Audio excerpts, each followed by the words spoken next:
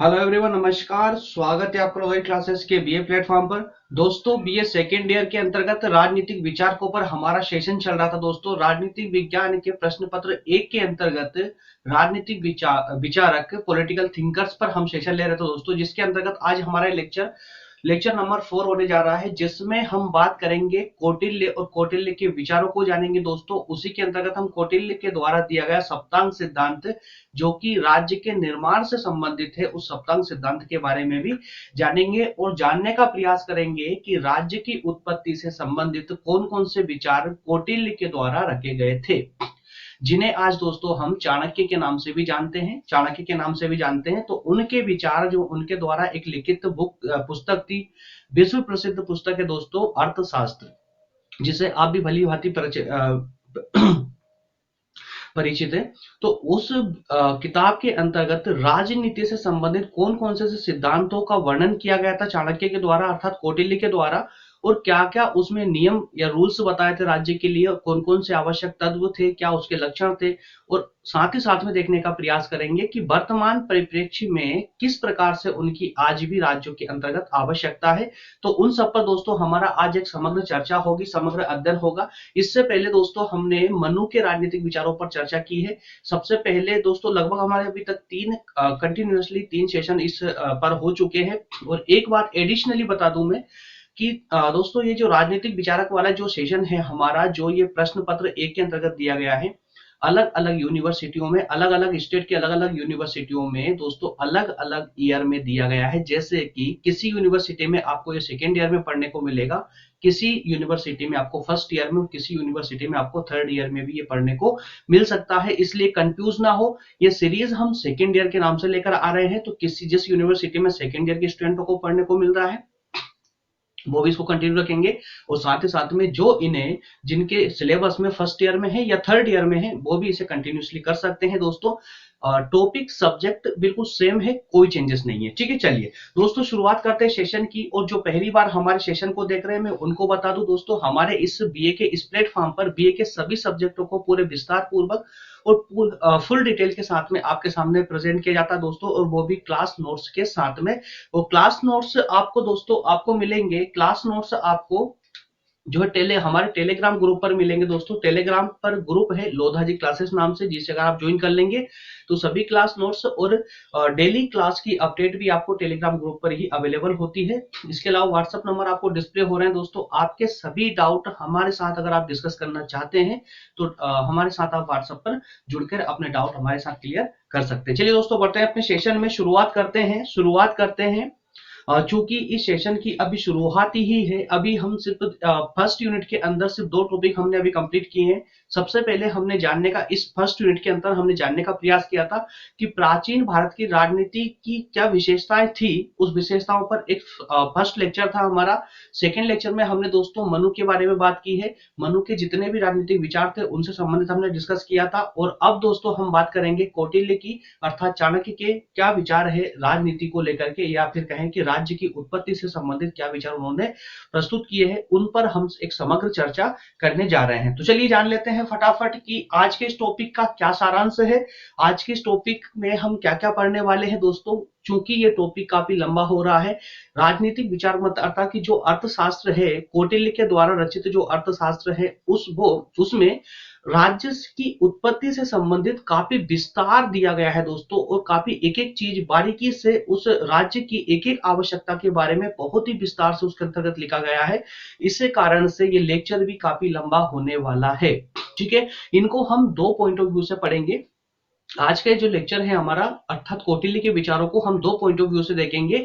एक में देखेंगे कि कौटिल्य के पर्सनली क्या विचार थे, कौटिल्य के क्या विचार थे राजनीति को लेकर के, और उसके अलावा राजनीति को लेकर के ही कौटिल्य ने अपनी अर्थशास्त्र में जो सप्तांग सिद्धांत का वर्णन किया है वो क्या थे। ठीक है, तो दोनों का दोस्तों वन बाय वन करके हम डिस्कस करेंगे। तो सबसे पहले हम शुरुआत करेंगे कौटिल्य के राजनीतिक विचारों से। कौटिल्य के राजनीतिक विचारों से हम शुरुआत करने जा रहे हैं। चलिए तो शुरुआत करते हैं दोस्तों, वन बाय वन करके इनको समझने का प्रयास करते हैं। सबसे पहले हम थोड़ा सा कौटिल्य के बारे में जान ले। चलिए तो फटाफट आ जाइए स्लाइड में दोस्तों। स्लाइड के साथ ही साथ में मैं आपको स्लाइड के साथ ही आपको व्यवहारिक रूप से इनके व्यवहारिक पक्ष समझाते चलूंगा, जिससे कि हमें एक्स्ट्रा टाइम ना लगे, क्योंकि टॉपिक बहुत लंबा है। अगर मैं अलग अलग से अगर आपको व्यवहारिक रूप से समझाऊंगा तो ये थोड़ा टॉपिक कुछ ज्यादा ही लंबा हो जाएगा, क्लास कुछ ज्यादा लंबी चली जाएगी। पार्ट्स में भी करके लाएंगे तो भी कम से कम 3 क्लासेस की हो जाएगी। इस कारण थोड़ा सा स्पीड से बनेंगे हम लोग। कॉन्स्टेंट बनाए रखें, 100% समझ आएगा, कोई भी डाउट नहीं जाने वाला है। जिन्होंने जो पहली बार इस सेशन को देख रहे हैं, ताकि जो पहली बार कौटिल्य के बारे में जानने का प्रयास कर रहे हैं या सेशन पढ़ रहे हैं, उनको भी पूरा समझ आएगा, और जिन्होंने पहले से पढ़ रखा है उनका तो रिवीजन ही होने वाला है। चलिए तो दोस्तों, कौटिल्य की जब हम बात करते हैं तो कौटिल्य के बारे में इस भारत में अगर कोई बच्चा अगर जो पढ़ता है, हर एक को या तो कौटिल्य नाम से या चाणक्य के नाम से हर किसी के दिमाग में एक पिक्चर छपी हुई है। जो हम टीवी सीरियल वगैरह देखते हैं तो वहां से हमें पता है कि यार एक कौटिल्य एक चाणक्य थे, जो कि चंद्रगुप्त के जो है एक गुरु थे, है ना। और काफी शातिर, काफी चालाक और काफी भी बहुत ज्यादा बुद्धिमान व्यक्ति था कौटिल्य नाम से। ठीक है, तो इससे ज्यादा कुछ लोग देखिए, व्यवहारिक रूप से हमें सिर्फ इतना ही पता है। लेकिन जब बात करें कि इन्होंने अपनी जीवन काल में एक किताब लिखी थी जिसका नाम था अर्थशास्त्र, और उस अर्थशास्त्र, बेसिक किताब का नाम तो अर्थशास्त्र था, ठीक है। लेकिन उस अर्थशास्त्र में दोस्तों अर्थशास्त्र के बारे में कम और राज्य की परिस्थितियों के बारे में ज्यादा लिखा हुआ था। अर्थात कि उस किताब का नाम भले ही अर्थशास्त्र था, लेकिन वास्तविक रूप से वो राजनीतिक विज्ञान थी। क्या थी? राजनीतिक विज्ञान थी, क्योंकि उसमें राज्यों के एक एक तत्व का वर्णन बहुत ही बारीकी से और स्टेप बाय स्टेप किया गया था। इस कारण से उसे हम आज की राजनीतिक विज्ञान कह सकते हैं, ठीक है। तो उसी के बारे में दोस्तों हम, अर्थात कि उनके उन्हीं महान विचारों के बारे में हम जानने का यहाँ प्रयास कर रहे हैं। चलिए स्लाइड पर आ जाइए फटाफट। कौटिल्य का प्राचीन भारतीय राजनीतिक विचारकों में सर्वश्रेष्ठ स्थान रहा है। उनकी पुस्तक अर्थशास्त्र विश्व के राजनीतिक साहित्य की सबसे महान कृतियों में से एक रही है, ठीक है। इसके अलावा दोस्तों अर्थशास्त्र की जो विषय वस्तु है न केवल व्यापक है, बल्कि कौटिल्य के द्वारा उनका विवेचन भी बहुत सूक्ष्मता के साथ में किया गया। ये एक सामान्य परिचय है जो आपको आपके आंसर की स्टार्टिंग में अर्थात व्याख्या के अंतर्गत लिखना होता है, ठीक है। ये सब लाने की मुझे आवश्यकता नहीं होती है दोस्तों, ये सब लाता हूं मैं आपकी आंसर राइटिंग के लिए, क्योंकि मैं आपको पता है मैं आपको क्लास नोट्स प्रोवाइड करता हूँ, क्लास नोट्स देता हूं, तो ये सब पॉइंट अगर आपके पास रहेंगे तो आपकी आंसर राइटिंग बहुत अच्छी हो जाएगी।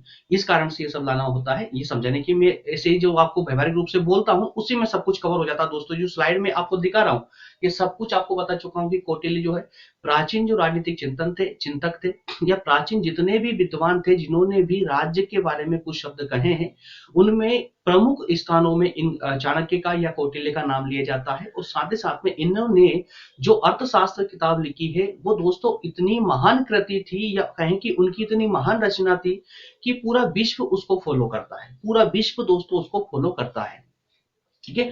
तो कौटिल्य संसार के सबसे पहले यथार्थवादी राजनीतिक विचारक थे। उनके राजनीतिक विचारों का अध्ययन हम इस प्रकार कर सकते हैं कुछ पॉइंटों के माध्यम से। अगर हम राजनीतिक चिंतकों के अंतर्गत सिर्फ कौटिल्य के विचारों की बात कर रहे हैं अभी दोस्तों, इस पहली पॉइंट में पहले जो स्लाइड है हमारी, इसमें हम बात करेंगे कौटिल्य के विचारों में। और अगले जब मूव करेंगे दोस्तों इसी के सेकंड पार्ट में, तो उसमें हम बात करेंगे जो अर्थशास्त्र है कौटिल्य के द्वारा रचित, उस अर्थशास्त्र के सप्तांग सिद्धांत के बारे में, ठीक है ना। तो सबसे पहले हम यहाँ पर बात कर रहे हैं कौटिल्य के राजनीतिक विचारों के बारे में कि उनके राजनीतिक विचार क्या थे, ठीक है। तो सबसे पहले तो उनके जीवन काल में राज्य की उत्पत्ति को लेकर के, या राज्य को के संचालन कैसे किया जाएगा उसको लेकर के कौटिल्य ने दोस्तों एक महत्वपूर्ण सिद्धांत दिया था, जिस सिद्धांत का नाम है सप्तांग सिद्धांत। इस सप्तांग सिद्धांत के अंतर्गत कौटिल्य ने 7 सूत्र बताए थे राज्य को संचालित करने के लिए, या कहें कि 7 आवश्यक तत्व बताए थे जिनके माध्यम से इफेक्टिव रूप से राज्य को संचालित किया जा सकता है, ठीक है। नेक्स्ट पॉइंट उनका था कि राजा संबंधी विचार। तो उन्होंने एक सशक्त और शक्तिशाली राजा के लिए कौन कौन से विचार व्यक्त किए हैं, कि एक राजा किसी भी स्टेट, किसी भी राष्ट्र के एक राजा के अंदर कौन कौन से गुण होने चाहिए, किन किन जो है व्यर्थताओं से दूर रहना चाहिए, अर्थात ऐसी कौन कौन सी आवश्यक परिस्थितियां हो सकती है जिनमें राजा को सम्मिलित या असम्मिलित होना चाहिए, उन सभी परिस्थितियों का भी इन्होंने यहाँ पर वर्णन किया है। उसके बाद दोस्तों उन्होंने बात की है मंत्री, जिनको उनके समय में अमात्य बोला जाता था, है ना, मंत्री को, और लोक सेवा संबंधी विचारों पर भी इन्होंने बात की है। इसके अलावा सेना के बारे में भी दोस्तों इन्होंने बात की है कि सेना किस प्रकार से सुसज्जित होना चाहिए, कितनी शक्तिशाली होना चाहिए, जिससे कि राजा की शक्तियों में और ज्यादा वृद्धि हो जाए। और एट लास्ट उन्होंने बात की है कि विदेशों के साथ में उनके संबंध किस प्रकार से होने चाहिए। तो ये 5 पॉइंट है दोस्तों, इन पांचों पॉइंटों को हम वन बाय वन करके डिस्कस करने का यहाँ प्रयास करेंगे, जिसमें हम कंप्लीट रूप से, संपूर्ण रूप से हम कौटिल्य के राजनीतिक विचारों को समझ लेंगे। ठीक है, सबसे पहले दोस्तों सप्तांग सिद्धांत। तो सप्तांग सिद्धांत के अंतर्गत मैंने आपको स्पष्ट तौर पर बता दिया है कि सप्तांग सिद्धांत कौटिल्य के द्वारा रचित अर्थशास्त्र, जो कौटिल्य के द्वारा रचित अर्थशास्त्र है, उसके अंदर इन्होंने एक सप्तांग सिद्धांत दिया है, जिसमें कि एक सशक्त राज्य के लिए, एक संपन्न राज्य के लिए कौन कौन सी आवश्यक बातें हो सकती है, उनको कोड करने का प्रयास किया है। और उसके अंतर्गत इन्होंने 7 नियम बताए हैं दोस्तों, 7 आवश्यक तत्व बताए हैं राज्य के। और वो आवश्यक तत्व है ये आपके सामने। सबसे पहला स्वामी, स्वामी अर्थात कि राजा। उसके बाद बात की इन्होंने जनपद, और फिर अमात्य, दुर्ग, दंड, कोष और मित्र। इस प्रकार से इन्होंने 7 आवश्यक तत्व बताए हैं। अब देखिए ये जो 7 आवश्यक तत्व हैं, इनका मैं डिटेल यहां नहीं करूंगा। क्यों? क्योंकि यही तो सप्तांग सिद्धांत है और इस पर तो हमें पूरा एक लेक्चर लेना है। इसके जस्ट बाद में जो हमें हमारी बात होगी सप्तांग सिद्धांत पर भी होगी, ठीक है ना। तो ये 7 कौटिल्य के ये जो 7 विचार हैं सप्तांग सिद्धांत के अंतर्गत, इन पर हम डिटेल में बात करेंगे। नेक्स्ट स्लाइड में, आने वाली स्लाइड में हम इस पर डिटेल में बात करेंगे। इस कारण से मैं यहाँ पर इसको डिटेल नहीं करूंगा। वैसे तो आप खुद पढ़ के समझ सकते हैं कि यहाँ स्वामी का मतलब जैसे मैंने बताया राजा, तो राजा के अंदर कौन कौन सी बातें होना चाहिए, कैसा राजा होना चाहिए। बात हुई जनपद की, तो जनपद मतलब कि यहाँ पर जनता और भूमि से इसका मतलब लिया गया है। इसके बाद अमात्य, जैसे कि मंत्री हो जाएंगे। दुर्ग अर्थात उनके किले कैसे होना चाहिए। दंड अर्थात कि सेना की व्यवस्था कैसी होनी चाहिए, दंड की व्यवस्था कैसी होनी चाहिए। कोष अर्थात कि उनका जो कोष होगा वो कोष कितना होना चाहिए, कितना टैक्स लिए जाना चाहिए जो धर्मपूर्ण हो। इस पर भी कौटिल्य ने सप्तांग सिद्धांत के अंतर्गत पूरे विस्तार से वर्णन किया है। लास्ट में उन्होंने बात की थी मित्र की, अर्थात दूसरे देशों के साथ में या अन्य राज्यों के साथ में उन्हें कैसे संबंध राजा को रखना चाहिए, उस पर भी इन्होंने विस्तार से बात की है। तो उसी विस्तार को हम सप्तांग सिद्धांत के अंतर्गत समझने का प्रयास करेंगे। ठीक है, तो नेक्स्ट में बात करेंगे दोस्तों हम इसके राजा संबंधी विचार। तो इनके राजा से संबंधित विचार क्या थे। अब देखिए अगर कोई स्मार्ट स्टूडेंट होगा ना तो वो यही कैचअप कर लेगा कि जब हम चाणक्य के अर्थात कौटिल्य के, जब हम यहाँ पर इनके 5 राजनीतिक विचारों के बारे में बात करने वाले हैं, तो पहले सप्तांग सिद्धांत तो भाई पढ़ने की आवश्यकता ही नहीं है। क्यों नहीं है? क्योंकि अब आप सप्तांग सिद्धांत के अंदर इनको डिटेल करोगे ही। ठीक है, उसके बाद देखिए क्या लिखा हुआ है, राजा संबंधी विचार। तो राजा संबंधी विचार भाई जब सप्तांग सिद्धांत पढ़ोगे तो सबसे पहला पॉइंट क्या आपका, स्वामी अर्थात राजा। तो उसमें आपको राजा को डिटेल में पढ़ने को मिलेगा। ठीक है, तो इस पॉइंट पे भी अब ज्यादा फोकस करने की यहाँ पर आवश्यकता नहीं है, क्योंकि ये आपके लिए मैं एग्जाम के पॉइंट ऑफ व्यू से लेकर आया हूं कि एग्जाम में आप आंसर राइटिंग करें तो वो इफेक्टिव होना चाहिए, अन्य स्टूडेंटों से एकदम अलग दिखनी चाहिए। वो जब अलग दिखेगी तो अलग नंबर भी आपको प्राप्त होते हैं। ठीक है, चलिए तो राजा संबंधी विचार इनके किस प्रकार के थे। अर्थशास्त्र में कौटिल्य ने राजा के गुणों, राजा की दिनचर्या, राजा के कार्य और राजा के महत्व का विशेष वर्णन किया है। कौटिल्य ने कहा है कि राजा को शिक्षित, पराक्रमी, विद्वान और चतुर होना चाहिए। कैसा होना चाहिए? जो भी एक राजा हो वो राजा शिक्षित हो, पढ़ा लिखा हो, एक पराक्रमी हो, इसके साथ ही साथ में विद्वान भी होना चाहिए, बुद्धि से भी थोड़ा तेज होना चाहिए, और एक चतुर राजा होना चाहिए। राज्य के लिए एक ऐसे राजा की आवश्यकता होती है, एक ऐसे राज्य को व्यवस्थित और उचित रूप से संचालित करने के लिए। ठीक है, राजा की शिक्षा और राजा के संयम पर कौटिल्य ने विशेष जोर दिया है कि राजा जो है शिक्षित हो और अपने आप को संयमित रखे। सबसे बड़ी जो खूबी होती है एक राजा की यही होती है कि वो शिक्षित और संयमित कितना है अपने आप में, वो ज्यादा आवश्यक है। ठीक है, चलिए नेक्स्ट पॉइंट पर हम बात करेंगे मंत्री और लोक सेवा संबंधी क्या विचार थे कौटिल्य के। तो इसको दोस्तों इसको थोड़ा सा अगर आप समझ लेंगे तो ज्यादा बेहतर होगा। अर्थशास्त्र लोक प्रशासन का एक सर्वश्रेष्ठ ग्रंथ है। लोक प्रशासन का अर्थशास्त्र जो है लोक प्रशासन का सर्वश्रेष्ठ ग्रंथ है। अब जैसा कि मैंने प्रारंभ में आपको क्या बताया था कि भले ही कौटिल्य के द्वारा रचित इस किताब का नाम अर्थशास्त्र है, लेकिन दोस्तों इसका जो वर्णन किया गया है, इस अर्थशास्त्र में जो वर्णन किया गया है, पूर्णतः हम तो कह सकते हैं कि ये राज्य से संबंधित ही वर्णन किया गया है। तो नाम भले ही अर्थशास्त्र है, लेकिन राजनीतिक विज्ञान इसको हम उचित रूप से ठहरा सकते हैं। उचित रूप से हम कह सकते हैं कि एक राजनीतिक विज्ञान है। राज्य से संबंधित हर एक पहलू का, हर एक तथ्य का पूरी बारीकी के साथ में, पूरी सूझबूझ के साथ इसमें वर्णन किया गया है। इसीलिए यहाँ कहा गया है कि जो कौटिल्य द्वारा रचित अर्थशास्त्र है वो लोक प्रशासन संबंधी विचारों की सर्वश्रेष्ठ पुस्तक है, सर्वश्रेष्ठ पुस्तक है। इसमें लोक प्रशासन के संगठन का वर्णन बहुत उचित और बारीकी से किया गया है, साथ ही साथ में इसके लोक प्रशासन के कार्यों का भी बहुत उचित रूप से वर्णन किया गया है। अब कई दोस्तों को यहाँ छोटी सी कंफ्यूजन हो रही है, सर ये लोक प्रशासन क्या है? तो मेरे प्यारे दोस्तों, कंफ्यूज होने की आवश्यकता नहीं है। लोक प्रशासन पर भी हमारा सेशन चल रहा है, सर्च करना लोक प्रशासन में, शायद बीए थर्ड ईयर के अंदर लोक प्रशासन का जो है चैप्टर मिलेगा, उसका पहला वीडियो देख लेना, आपका लोक प्रशासन से संबंधित सारे विचार क्लियर हो जाएंगे। ठीक है, तो कौटिल्य के अनुसार शासन संचालन जैसा विशाल और जटिल कार्य राजा अकेले नहीं कर सकता। क्यों नहीं कर सकता भाई? राजा अकेला ये सारे कार्य तो कर नहीं सकता है कि शासन का संचालन भी कर ले, जनता को व्यवस्थित भी कर दे, जनता को सारी सुविधाएं भी प्रदान कर दे। अर्थात कि इतने बड़े राज्य क्षेत्र का संचालन करने के लिए उसे कुछ लोगों की आवश्यकता होती है, और उन्हीं कुछ लोगों को हम कुछ मंत्रियों में डिवाइड कर सकते हैं, कुछ सेना का हम कह सकते हैं, या कहें कि उसी जो पूरा उसका एक मंत्रीगण होता है, अलग अलग भागों में वो विभाजित उसको हम कर सकते हैं। तो इसके लिए अर्थात कि राजा को नजदीकी रूप से सहायता करने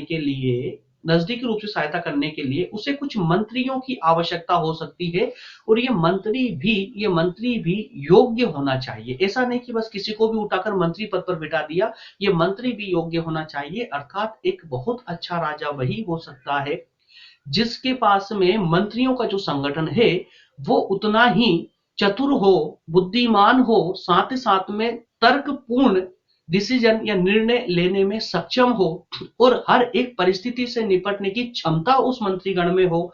जिसके पास ऐसा मंत्रीगण होगा, अर्थात जो मंत्रियों का समूह होगा, वो राजा उचित रूप से सशक्त हो सकता है।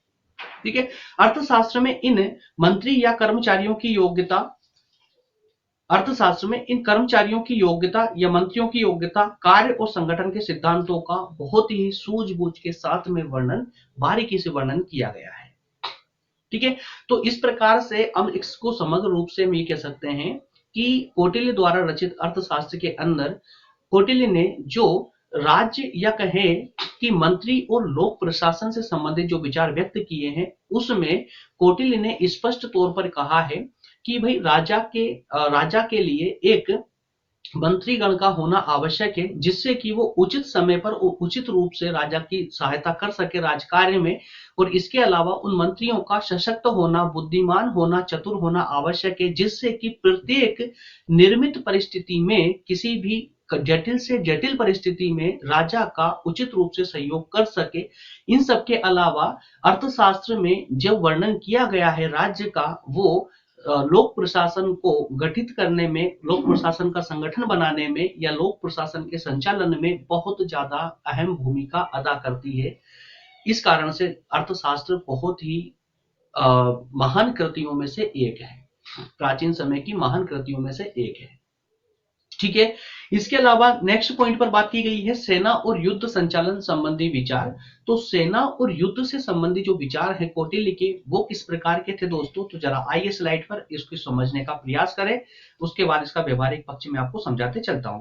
राजनीतिक विचारकों में कौटिल्य ऐसे एकमात्र विचारक थे जिन्होंने सेना के संगठन, प्रशिक्षण और रख रखाव, साथ ही साथ में युद्ध संचालन का विस्तार से वर्णन किया है। तो देखिए जरा, जिस समय कौटिल्य ने अर्थशास्त्र का निर्माण किया था दोस्तों, और अर्थशास्त्र में ये जो सब बारीकी से अध्ययन किया था, बारीकी से इन पॉइंटों को डाला था अर्थशास्त्र के अंदर, उस समय के राजनीतिक विचारकों की अगर हम बात करें तो ये पहले ऐसे विद्वान थे, पहले ऐसे विद्वान लेखक थे जिन्होंने अपनी किताब में सेना से संबंधित इतनी बारीकी से अध्ययन किया था, अर्थात इतनी बारीकी से सेना के बारे में और युद्ध के बारे में बहुत विस्तार से इसका वर्णन किया था कि किस प्रकार की राजा के पास में किस प्रकार की एक चतुर्गर्णी सेना होनी चाहिए, किस प्रकार की सशक्त सेना हो, कैसे अस्त्र शस्त्र उनके पास में होना चाहिए और किस प्रकार से उन्हें युद्ध का संचालन करना चाहिए, युद्ध लड़ना चाहिए। तो इसका बारीकी से एकदम सूझबूझ के साथ बताने वाले पहले ही विद्वान थे चाणक्य अर्थात कौटिल्य। तो कौटिल्य ने राज्य की रक्षा और सेना की सहायता के लिए जासूस और कार्यों का भी वर्णन किया है। जासूस अर्थात जासूस के कार्य, तो देखिए जासूस वाला फैक्ट भी उस समय अर्थात कौटिल्य ने अपने अर्थशास्त्र में दिया हुआ है, जिसका कि जो कि काफी आगे चल करके विश्व ने उनको अपनाया था। लेकिन दोस्तों कौटिल्य ने अपनी अर्थशास्त्र में कई साल पहले ही उन्होंने प्राचीन समय में ही इन सब का वर्णन कर दिया था और इसी कारण से उनकी राजनीति पर रचित अर्थशास्त्र इतनी ज्यादा प्रसिद्ध थी। ठीक है, चलिए नेक्स्ट पर हम बात करेंगे दोस्तों अंतरराज्य संबंधी विचार। अंतरराज्य संबंधी विचार अर्थात कि विदेशों से, दूसरे देशों से या दूसरे राज्यों से एक राजा के संबंध कैसे होने चाहिए।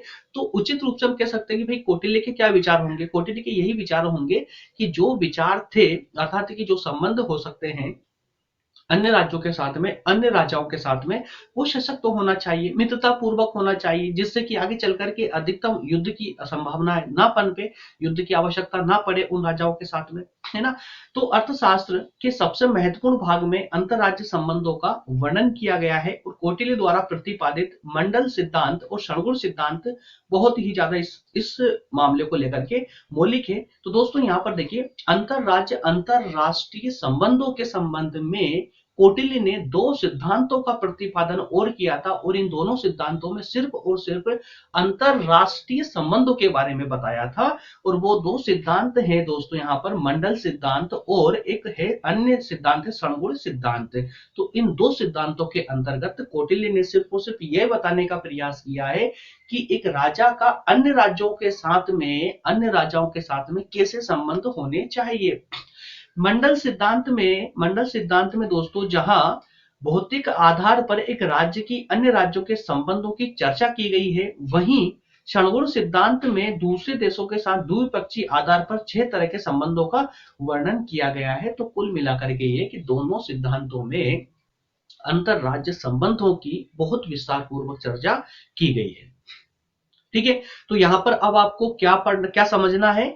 अंतरराज्य संबंधों के विचारों से संबंधित दो चीज आपको याद रखनी है कि चाणक्य ने अर्थात कौटिल्य ने दो सिद्धांतों का प्रतिपादन किया है, एक है मंडल सिद्धांत और एक है कौन सा, षणगुण सिद्धांत।